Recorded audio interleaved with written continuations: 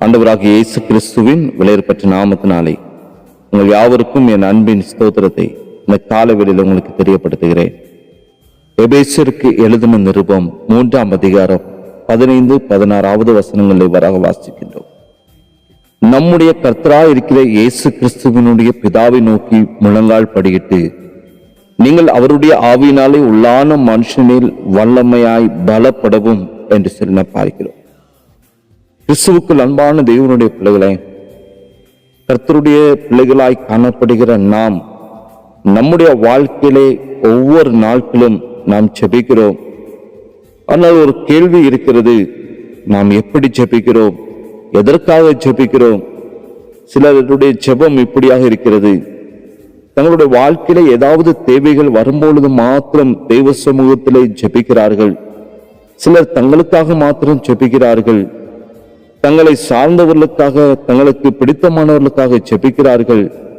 ஒரு சிலரோ மற்றவர்களுக்காக மாத்திரம் ஜெபிக்கிறார்கள், தேசத்திற்காக ஜெபிக்கிறார்கள்.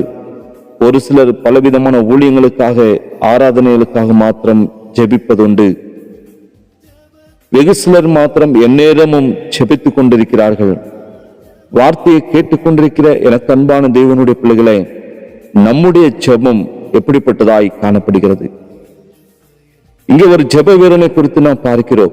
அப்போஸ்தலனாகிய பவுல் எபேசு சபையின் விசுவாசிகள் பரிசுத்தவான்களுக்காக இவர் முழங்கால் படியிட்டு ஜெபிக்கிறார். எதற்காக ஜெபிக்கிறார் என்றால், முக்கியமாகவும் முதலாவதாகவும் ஆண்டவராக இயேசு கிறிஸ்துவினுடைய ஆவியினாலே உள்ளான மனுஷனில் வல்லமையாய் அவர்கள் பலப்படும்படியாக அவர் ஜெபிக்கிறார். இந்த உள்ளான மனுஷன் மிக மிக முக்கியமானவன். அவன் சோர்ந்து போவானால் நாம் முழுவதுமாக சோர்ந்து போய்விடுவோம். நாம் சரீர ரீதியாக சோர்ந்து பலனற்று காணப்பட்டாலும் நம்முடைய உள்ளான மனுஷன் வல்லமையாய் காணப்பட்டால் நம்ம யாருமே அசைக்க முடியாது. ஆகையால் தான் எந்த ஒரு சந்தர்ப்பத்திலும் அவர்கள் உள்ளான மனுஷனில் பலனுள்ளவர்களாக இருக்கும்படியாக அப்போஸ்தலனாகிய பவுல் மன்றாடி ஜெபிக்கிறார். உங்கள் ஆவிக்குள் நீங்கள் வல்லமையுடையவர்களாக இருக்க விரும்புகிறேன். நான் பிதாவை அவரது உயர்ந்த மகிமை நிமித்தம் கேட்கிறேன். அவர் தமது ஆவியின் மூலமாக அந்த வல்லமையை தருவார் என்ற ஒரு நிச்சயத்தோடு கூட பிதாவாகிய தேவனுக்கு முன்பாக மண்டியிட்டு ஜெபிக்கிற ஒரு ஜெப வீரனை பார்க்கிறோம். அடுத்ததாக அவருடைய ஜெபம் எப்படி இருக்கிறதுன்னு சொன்னால் தொடர்ந்து பார்க்கிறோம். அன்பிலே வேறொன்றி நிலை பெற்றிருக்கும்படியாக ஜெபிக்கிறார்.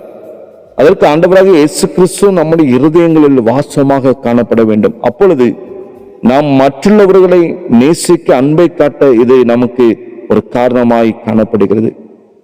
தேவன் அன்பாகவே இருக்கிறார். அவருடைய அந்த அறிவு கட்டாத அன்பின் ஆழத்தை அறிந்து கொள்வதற்கு தேவனுடைய சகல பரிபூர்ணத்தால் நிறையப்படவும் வேண்டுகிறேன் என்று சொல்லி அவர் தொடர்ந்து ஜெபிக்கிறார். இந்த ஜெபத்தில் சகலமுமே அவர்களுடைய ஆவிக்குரிய வாழ்வை முன்னிட்டு வேண்டிக் கொள்வதை இங்கு நாம் நன்றாக கவனித்து பார்க்க வேண்டும். அன்பான தேவனுடைய பிள்ளைகளை, இன்று நம்முடைய ஜெபங்கள் எப்படிப்பட்டதாய் காணப்படுகிறது?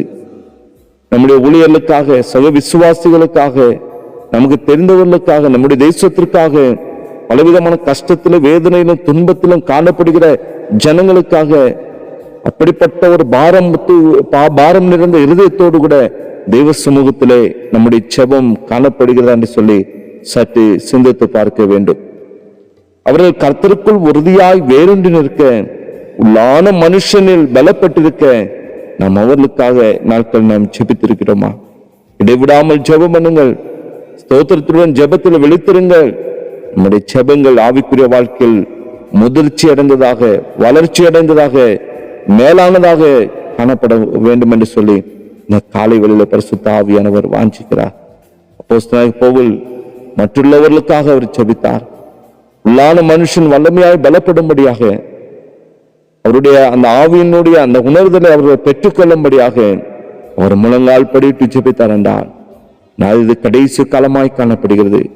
நாட்கள் நாமும் நம்முடைய தேசத்தில் காணப்படுகிற ஜனங்களுக்காக அழுந்து கொண்டிருக்கிற ஆத்துமாக்களுக்காக திறப்பில் நிற்க வேண்டும். நானும் எங்களும் இந்த காலப்பொழுது நம்ம தேவ சமூகத்தில் பரிபூர்ணமாய் அர்ப்பணிப்போம். செபித்து தேவனுடைய சமூகத்தில் ஆசீர்வாதத்தை பெற்றுக் கொள்வோம்.